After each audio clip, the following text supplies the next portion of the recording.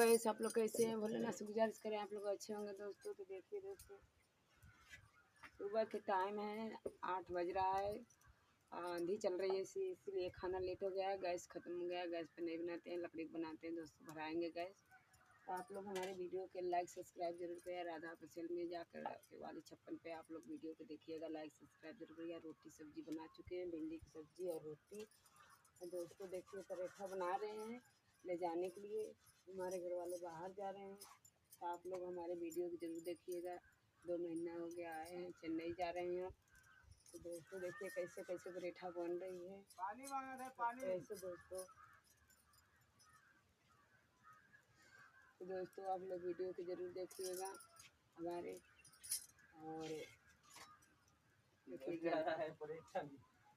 जल गया देखिए दोस्तों। तो क्या करें, बहुत टेंशन में है।